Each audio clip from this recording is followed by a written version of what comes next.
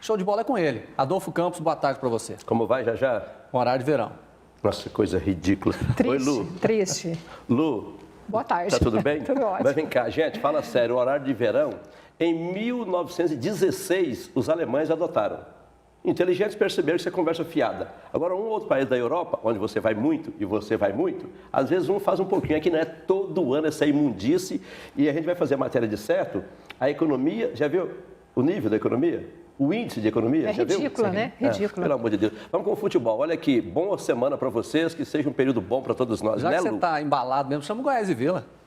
Gente, é o seguinte, o Goiás teve como favoritismo 99% das pessoas. Que você Você deu, está né? se justificando, né?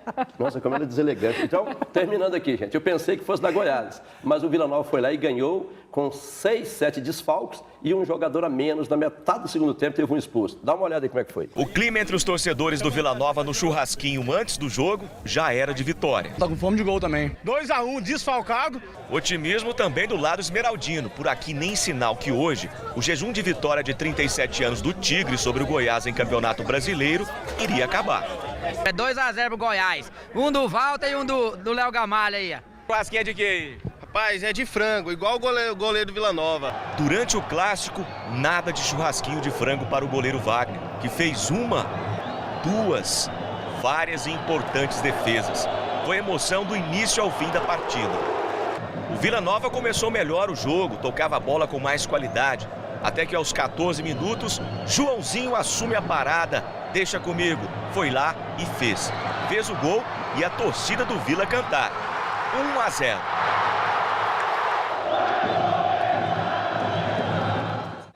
O Goiás até que tentou no primeiro tempo correr atrás do prejuízo, mas não teve competência técnica para balançar a rede. Sem contar que o Rossi preferiu se meter em confusão durante a partida do que jogar bola. Aos 13 minutos, Joãozinho sofre pênalti. Frontini não desperdiça. Vila Nova 2, Goiás 0. Aos 23 minutos, Simeão foi expulso depois de receber o segundo amarelo. Mesmo com o jogador a menos, o Vila não se abateu. Manteve a marcação e o domínio da partida. Por outro lado, o Goiás lutou até o fim e conseguiu nos acréscimos marcar com Walter. Final de jogo, Goiás 1, Vila Nova 2. Cá entre nós, torcedor, o Vila Nova venceu o clássico de sábado 2 vezes. E a primeira vitória foi fora de campo. Em uma semana extremamente conturbada anterior ao jogo, onde o presidente renunciou com 6 desfalques, mesmo assim superou tudo isso, foi lá e venceu. E sobre essa vitória fora de campo, o atacante Frontini, que fez o segundo para o Tigrão, desabafou. Passei uma situação difícil, nenhum jogador gosta de treinar separado. Mas meu problema nunca foi técnico assim, sim com o presidente que entendeu que naquele momento eu não merecia ganhar o salário que ele me ofereceu 2 anos atrás. Você vê como umas coisas são engraçadas. Ele estava contestando um contrato com a assinatura dele. Então, quer dizer, eu não entendia onde ele queria chegar. Lembra o torcedor que chamou o goleiro Wagner de frango? Diz aí, Wagner. De frango, não, é mais carne de boi mesmo e de porco. Eu acho que Deus curou a gente com essa bela vitória, né? Trabalhamos para enfrentar o clássico. Eu vejo assim, eu acho que a nossa equipe, ela tentou fazer as ações ofensivas, jogar, mas encaixou na marcação feita pelo adversário. Foi o dia da superação, foi o dia do time ter a cara do Vila. A festa da torcida no final do jogo foi sensacional. Fiquei muito feliz pelos atletas. Nós vencemos e merecemos. Sem dúvida alguma, merecida a vitória. Goiás agora, 13ª posição, Vila Nova, 11º. Com um jogo a menos o Vila. Tá. O Vila tem um jogo a menos, dia 25, agora ele joga com o Sampaio Correia lá em São Luís, no Maranhão. Onde é que o Vila ganhou o jogo? Na vontade e na ruindade do Goiás. Que o time do Goiás é ruim, você que está em casa sabe que eu falo quase todo dia aqui e falo ali na Rádio Bandeirantes em que trabalho. O time do Goiás é ruim. E o Goiás pensou que, como o Vila estava desfalcado de 6, 7, talvez chegasse e ganhasse, né? Foi um equívoco. O Gilson Kleiner, ele cometeu um negócio, já que antes do jogo, eu e o José Carlos Lopes, companheiro, a gente gritou. Ele tirou o Patrick de última hora, inventou de escalar o Davi. Tá velho, tá cansado, não deu conta, saiu no intervalo.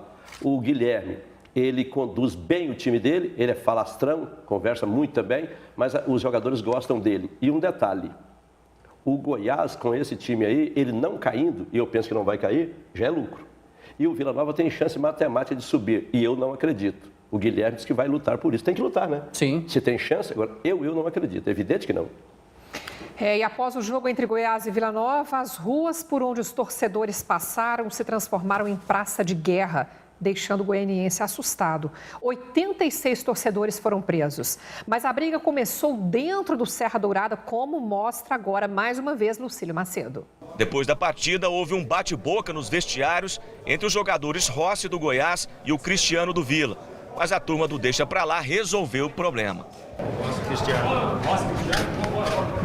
E se o exemplo não vem nem de alguns atletas, imagine de bandidos disfarçados de torcedores. Esse vídeo mostra o momento em que uma viatura da Rotan chega e evita uma briga que acontecia no setor Pedro Ludovico. Já esse carro foi depredado no centro. Aqui o registro de alguns torcedores desafiando policiais militares na Avenida Anhanguera. Mentira. No final da partida, o batalhão de choque teve que conter os brigões dentro do estádio. Bombas de efeito moral foram usadas. Segundo a PM, 86 pessoas foram detidas, 54 torcedores do Goiás e 32 torcedores do Vila Nova. Em meio a tanta confusão, uma imagem que vale a pena ser copiada. Depois da partida, os jogadores do Vila foram ao encontro da torcida. A comemoração da vitória de um clássico que valeu a pena ter pagado o ingresso.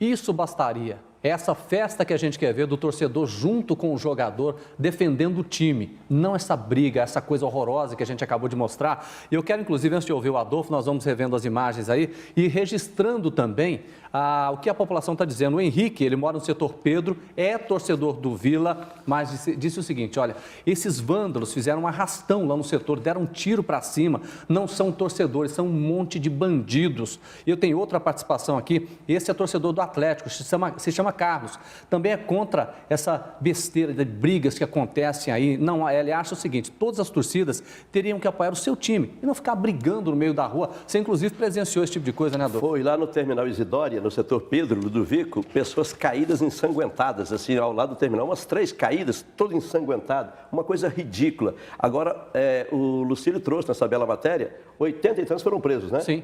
E 80 e tantos foram liberados. Quer dizer, está todo mundo na rua. Está tudo dominado. Então quer dizer que eles podem fazer isso de novo, se hoje, quiserem. se eles quiserem, hoje de tarde pode. Eles marcam um jogo absurda. Monte Cristo e Ibis, eles vão lá, fazem a mesma coisa. Aí a polícia prende, quem solta é a justiça. Sim. Então... É difícil saber o que é mais ridícula, né? Essa pancadaria, essa selvageria ou a lei que permite que essas pessoas estejam novamente nas ruas, prontas para continuarem cometendo violência. Já imaginou o seu filho, o meu filho, o seu filho? Aí eles querem ir ao jogo, meu filho é Vila, o seu é Goiás, aí termina, o moleque sai ensanguentado, se for o caso. Vamos falar de gols, né? Olha só, o Palmeiras está cada vez mais perto do título. Figueirense e Palmeiras, o juiz marcou pênalti em Gabriel Jesus. Jean bateu e fez 1-0. Gabriel Jesus fez a jogada pela esquerda e a bola sobrou para Jean ampliar. No final, Rafael Silva descontou para o Figueirense. Com a vitória, o Palmeiras segue na liderança do Brasileirão, agora com 4 pontos a mais que o Flamengo. É que o Flamengo se deu mal nesse final de semana. Visitou o Internacional e até que saiu na frente com o Hever. Mas o Internacional virou. Primeiro com Eduardo Sacha e depois com Vitinho. O resultado tirou o Inter da zona de rebaixamento e deixou o Flamengo mais longe da liderança. Santos e Grêmio. O Santos segue em 4º lugar na Vila Belmiro. O Grêmio até que saiu na frente com Everton, mas o Peixe empatou com Nogueira após a cobrança de escanteio. Final, Santos 1, Grêmio também 1. No Rio de Janeiro, o Botafogo complicou a vida do Atlético Mineiro, terceiro na tabela. Bruno Silva fez 1-0. Rodrigo Pimpão bateu de primeira e ampliou. O Atlético reagiu com Fred e empatou com o zagueiro Leonardo Silva. Mas no finalzinho, Dudu Cearense garantiu a vitória para o Botafogo, que é o 5º colocado e está na zona de classificação para a Libertadores. No Itaquerão, o Corinthians recebeu o último colocado, América Mineiro, e saiu na frente com o paraguaio Romero. Ainda no primeiro tempo, Rodriguinho fez este golaço para fechar a conta. Corinthians 2, América 0. O Timão está em 7º lugar no campeonato. Tá tudo tranquilo e favorável, né? O meu Palmeiras super líder, com uma diferença de 4 pontos, e o seu Botafogo subindo, quinto, chegou né? em quinto, né? Quinto, é. Se o Flamengo for campeão, eu vou adorar pela torcida maravilhosa. Mas o time dessa senhora tá merecendo, né? É. Vamos mandar um abraço então? Vamos lá.